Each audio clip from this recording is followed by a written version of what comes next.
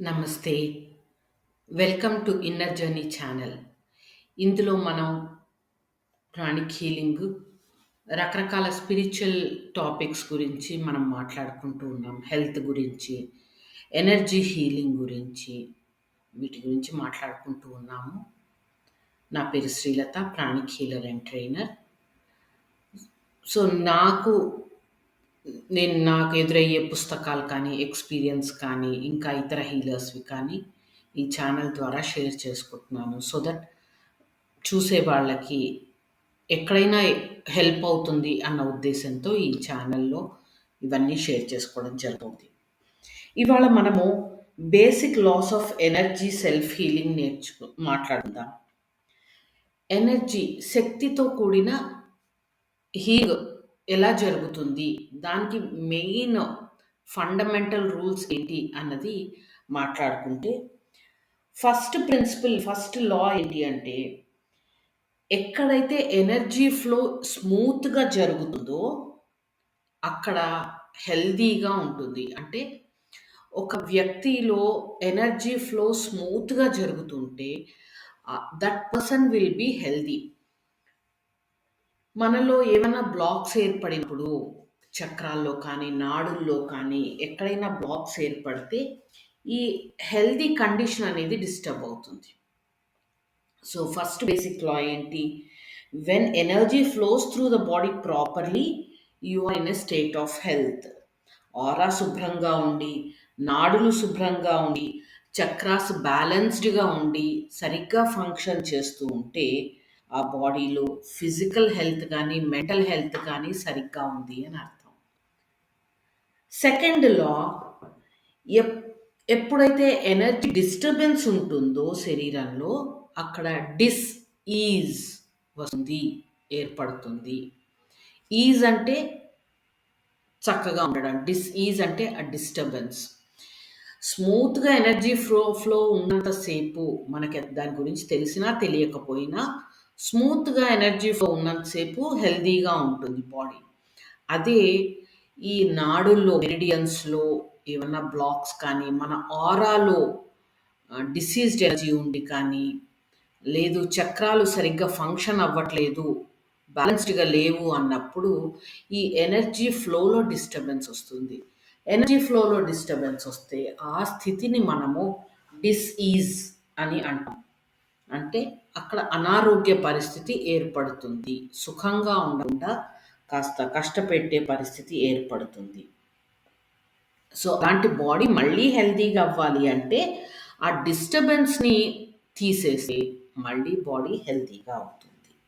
ఇది second law.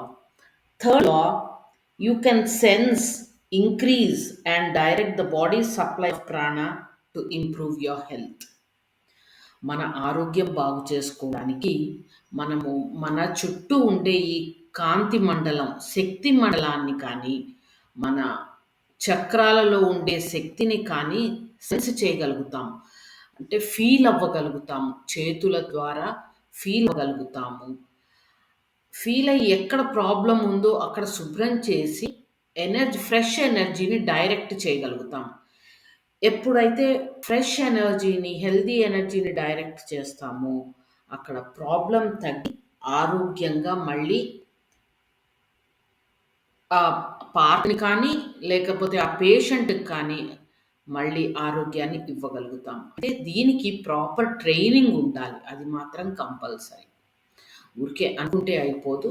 But with proper training ఇవన్నీ ఎవరైనా చేయొచ్చు. ఎనర్జీస్‌ని సెన్స్ అవ్వచ్చు. డిస్టర్బ్డ్ ఎనర్జీస్‌ని లేతే డిసీజ్డ్ ఎనర్జీస్‌ని క్లీన్ చేసి ఫ్రెష్ ఎనర్జీని డైరెక్ట్ చేయొచ్చు. అంటే ఫర్ ఎగ్జాంపుల్ కాలు నొప్పిగా ఉంది. అప్పుడు ఎనర్జీని సెన్స్ చేయడం తెలిస్తే అక్కడ ఏదో ఇంబాలెన్స్ ఉంది, డిసీజ్ ఎనర్జీ ఉంది, బ్లాక్ ఉంది అన్నది తెలుస్తుంది. సో, ట్రైనింగ్ అయి ఉంటే, నేర్చుకుని ఉంటే ఎలా క్లీన్ చేయాలో ఆ పార్ట్‌లో క్లీన్ చేసి ఫ్రెష్ ఎనర్జీ కాలికి పంపిస్తే అక్కడ పెయిన్ తగ్గుతుంది.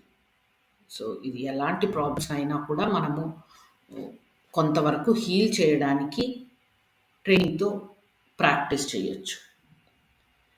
ఫోర్త్ బేసిక్ లా, శరీరం ఎప్పుడు ఒక హెమోస్టాటిస్ సిట్యుయేషన్‌కి వెళ్తుంది. అంటే అది గ్రీక్ వర్డ్. ఎప్పుడు బ్యాలెన్స్‌డ్ స్టేట్ కావాలి అని కోరుకుంటుంది. మన శరీరం కానీ, మనసు కానీ వాటి సహజ స్థితి న్యాచురల్ ఫార్మ్ ఏంటి అంటే ఎప్పుడు బ్యాలెన్స్డ్‌గా, స్థిరంగా ఉండాలి అని అనుకుంటుంది.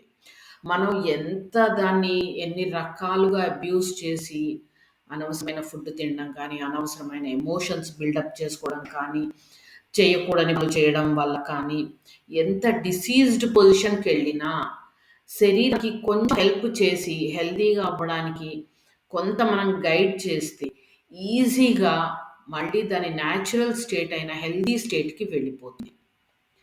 ఒక పెండ్యులమ్ ఉందనుకోండి, లేతే గడియారంలో కిందకి వేళ్ళాడే ఇది ఉంటుంది.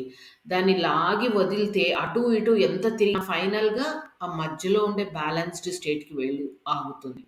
అదే విధంగా మన శరీరం కూడా ఎంత బాధపడుతూ ఉన్నా కూడా, ఎన్ని రకాల అనారోగ్యాలున్నా కూడా కొంత హెల్ప్ చేస్తే healing wise, medication wise help చేస్తే it will automatically go to that healthy state. దాని ఇంక్లినేషన్ ఎప్పుడు హెల్తీగా ఉండడమే. ఫిఫ్త్ బేసిక్ లా ఏంటి అంటే మన ఫిజికల్ బాడీ కంటే ముందరే మనలోని అనారోగ్యం ఎనర్జీ బాడీలో మేనిఫెస్ట్ అవుతుంది.